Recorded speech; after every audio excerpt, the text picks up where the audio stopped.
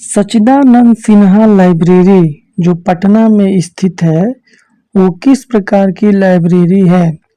सच्चिदानंद सिन्हा जो लाइब्रेरी पटना में है उसको सिन्हा लाइब्रेरी भी बोलते हैं। ये पब्लिक लाइब्रेरी है। पब्लिक लाइब्रेरी जो है वो जनता के लिए, जनता के द्वारा और जनता के धन से बना हुआ है। पब्लिक लाइब्रेरी का मैं आपको टाइप बताया हुआ कि लाइब्रेरी जनरली 4 टाइप की होती है। एक होता है एकेडमिक लाइब्रेरी जो स्कूल है, कॉलेज है और यूनिवर्सिटी है। ये तीनों के लाइब्रेरी को एकेडमिक लाइब्रेरी कहते हैं। एकेडमिक लाइब्रेरी 3 टाइप का होता है। एकेडमिक मतलब शैक्षणिक लाइब्रेरी, स्कूल, कॉलेज और यूनिवर्सिटी की लाइब्रेरी एकेडमिक लाइब्रेरी होती है। दूसरा है पब्लिक लाइब्रेरी ये। तीसरा है स्पेशल लाइब्रेरी, ठीक है, जो एक इंजीनियरिंग कॉलेज, मेडिकल कॉलेज की लाइब्रेरी स्पेशल लाइब्रेरी है जो एक विषय से संबंध रखता है। चौथा है नेशनल लाइब्रेरी ऑफ इंडिया।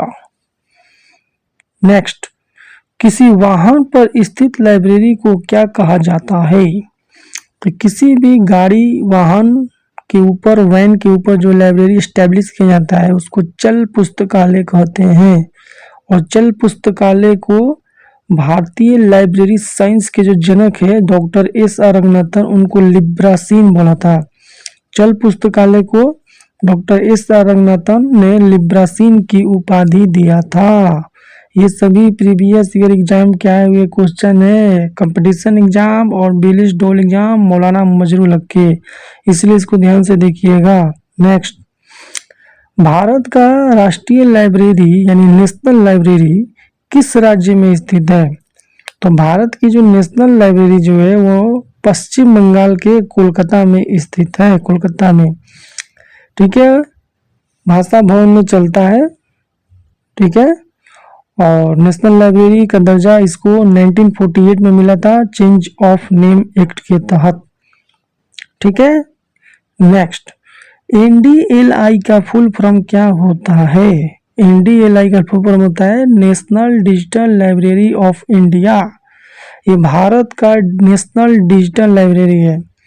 इसका हेडक्वार्टर भी खड़गपुर पश्चिम बंगाल में है। IIT खड़गपुर पश्चिम बंगाल में इसका हेडक्वार्टर है। इसको 2018 में बनाया गया था मिनिस्ट्री ऑफ एजुकेशन के द्वारा। उस समय थे प्रकाश जावड़ेकर मंत्री जब ये बना था 2018 में national digital library. Next, India में कुल कितने डिलीवरी ऑफ बुक एक्ट के तहत पुस्तकालय आते हैं? तो डिलीवरी ऑफ बुक एक्ट ये एक कानून है। ये 1954 में आया था, डिलीवरी ऑफ बुक एक्ट। इस एक्ट के तहत 4 डिपोजिटरी लाइब्रेरी बनाया गया था। 4, इस बात का ध्यान दीजिएगा। डिलीवरी ऑफ बुक एक्ट जो है वो 1954 में आया था और इसके तहत भारत के 4 दिशा, उत्तर, दक्षिण, पूर्व, पश्चिम में 4 डिपोजिटरी लाइब्रेरी बना था, ठीक है। भारत के पूरब में जो डिपोजिटरी लाइब्रेरी है डिलीवरी ऑफ बुक एक्ट के तहत वो नेशनल लाइब्रेरी है। साउथ में जो डिलीवरी ऑफ बुक एक्ट के तहत लाइब्रेरी है वो है कुने मेरा पब्लिक लाइब्रेरी जो 1890 में बना था। पश्चिम में जो डिलीवरी ऑफ बुक एक्ट के तहत लाइब्रेरी है वो है रॉयल एशियाटिक सोसाइटी लाइब्रेरी जो मुंबई में है। 1804 या समथिंग वो बना हुआ था। और उसके बाद दिल्ली में जो लाइब्रेरी है दिल्ली पब्लिक लाइब्रेरी ये है उत्तर में। तो ये डिपोजिटरी के तहत अब इसका काम क्या है? तो आप कोई भी बुक पब्लिश कराइएगा तो 30 दिनों के अंदर मार्केट में लाने से पहले इन चारों डिपोजिटरी लाइब्रेरी को अपना एक एक बुक भेजना अनिवार्य है, इसीलिए इसको बनाया गया था।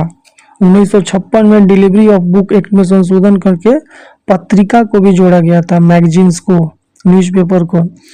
तो न्यूज़पेपर पर डे प्रकाशन करने से पहले यहाँ पर अपना वो एक प्रति भेज देते हैं, वहाँ पर चेकिंग होता है, उसके बाद ही मार्केट में आता है कोई भी बुक या पत्रिका। नेक्स्ट, किसी भी लाइब्रेरी का मुख्य रिकॉर्ड यानी मेन सोर्स कौन सा है? तो मेन सोर्स होता है परिग्रहण पंजिका, इंग्लिश में बोलते हैं एक्सेशन रजिस्टर। एक्सेशन रजिस्टर जो है इसी में यही है पुस्तकालय का मेन रिकॉर्ड। ठीक है।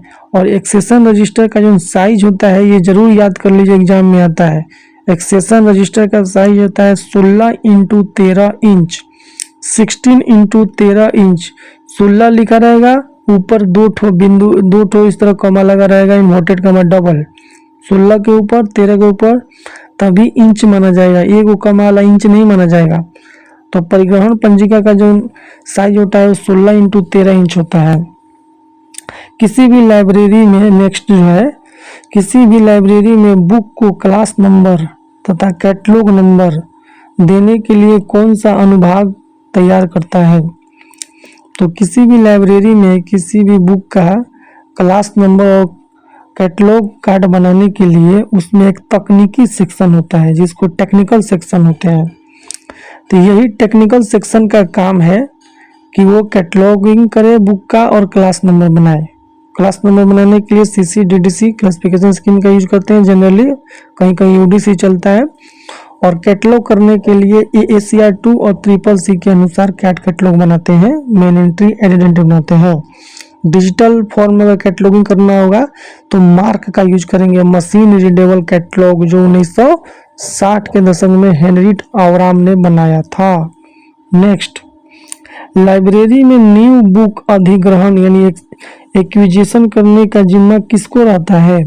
यानी लाइब्रेरी में जितने भी नया बुक लाया जाता है इसको अधिग्रहण करने की जो जिम्मा होता है वो अर्जन विभाग का होता है, यानी एक्विजिशन सेक्शन का होता है।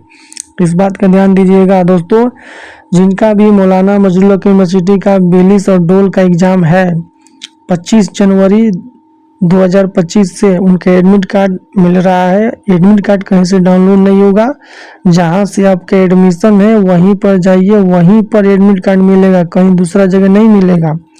और जो लोग एजेंट के थ्रू एडमिशन लिए हैं, जिनका एडमिट कार्ड नहीं आया है, उनका भगवान ही मालिक है। एजेंट के थ्रू लीजिएगा तो यही होगा, इसीलिए एजेंट फेजेंट से बचना है, साफ सुथरा काम करना है, टाइमली एग्जाम का नोटिस लेना है, पढ़ना है। तो आप मेरे चैनल से जुड़िए, नोट्स परचेज कीजिए, आपका सारा काम चल जाएगा, टाइमली सब कुछ पता चलते रहेगा आपको, कब एग्जाम हो रहा है, कब रिजल्ट आ रहा है, कब रजिस्ट्रेशन हो रहा है, कब एग्जाम फॉर्म भरा रहा है। अगर आप मेरे से जुड़िएगा तो सब मालूम चलेगा। ये एजेंट के थ्रू, किसी दलाल के थ्रू एडमिशन लीजिएगा तो आपका भगवान ही मालिक होगा। जिस तरह इस साल कितना लड़कों के एडमिट कार्ड नहीं आया, हमको फोन करके परेशान कर दिए हैं वो लोग।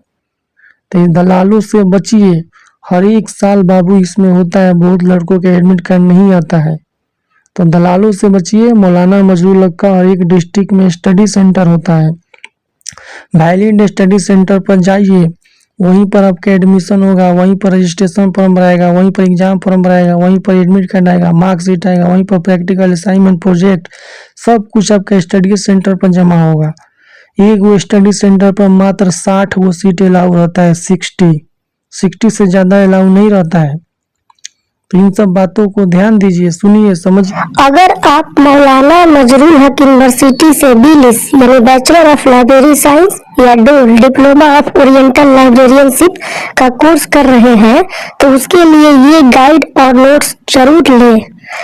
लाइब्रेरी साइंस नोट्स, इस नोट्स में ऑब्जेक्टिव और सब्जेक्टिव यानी क्वेश्चन आंसर दोनों है।